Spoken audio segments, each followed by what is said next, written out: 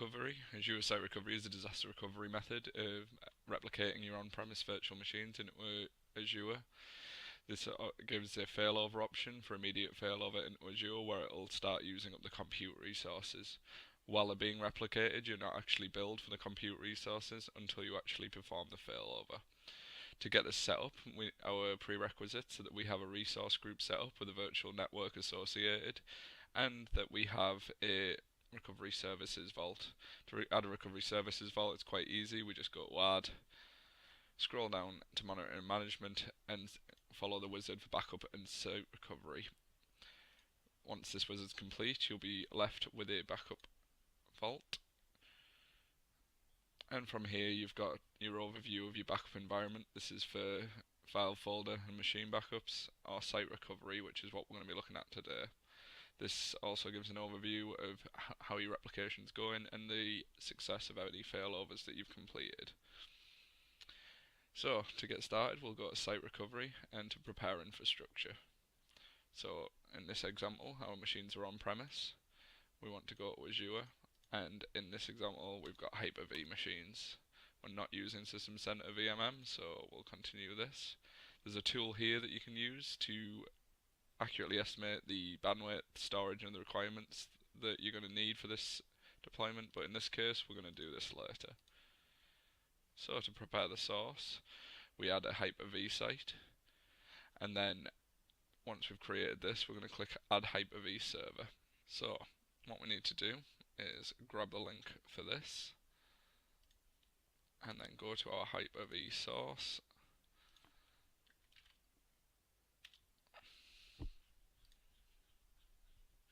and we'll just download that now. Once the download's complete, we'll be left with this. This is the site recovery wizard. We're just going to leave updates on for this and install it. One thing we will need once this is complete is the key file from the server. So we're going to download that.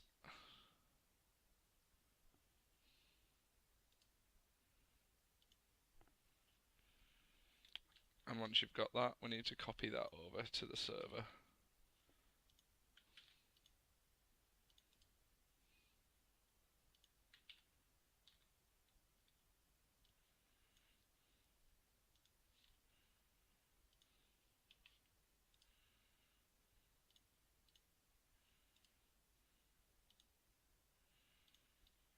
This is what we'll use to authenticate the server with the backup provider. I'm going to pause again as this installs, and we'll resume once this is complete. Once this is done, we can see we need to configure the vault. So what we need to do is browse for the key file that we downloaded.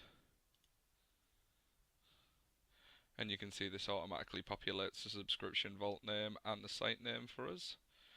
We're going to stay connected directly to Azure Site Recovery without a proxy server, as this server is facing the internet. And this will do the checks for connectivity. Once this completes, we'll go to this screen where it's configuring the Azure Site Recovery. This is just registering our host and preparing it for replication. Once this is complete, the wizard will confirm this, and all we need to do now is prepare the target.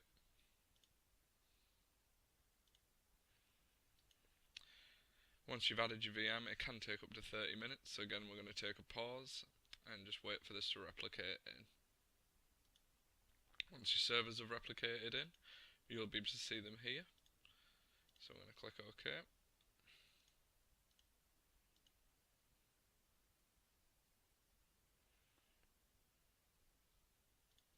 Once we're at the next stage, we need to pick our target settings. From here you can associate the storage account you want and the network you want. We associate it to the subscription, and we keep the model as resource manager. Okay, this is where we get asked to make a replication policy. So we're going to call it replication policy. You can see some bits are filled out automatically for us. To be honest, for this example, we're going to leave everything as it is. This will create the policy for the replication machines. You can set this up however you want, but the default settings should be enough for a standard DR situation.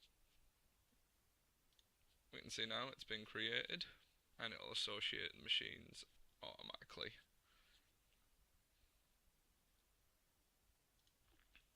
Once this is complete, we just hit OK, go back to our overview, and within a couple of minutes it should start showing in here our site recovery. To set up machines for replication into your network, all we need to do is go to our recovery service vault, go to replicated items, hit replicate. So we've now got our source set up from earlier. We're going to configure this to however we want it. I've already pre-configured this to the parameters I want, and it will pick up any machines that are based on your on-premise Hyper-V.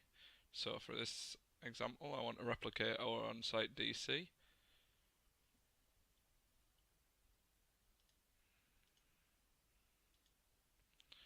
From here we select what disk, select the VM, and hit OK.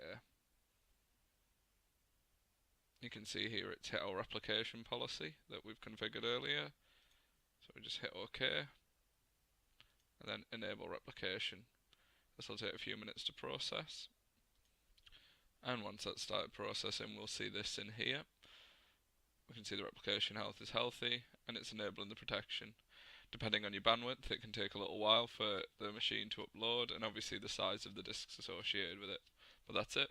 Once this is done, your machines are replicating, and once they're replicated, you can simulate a failover.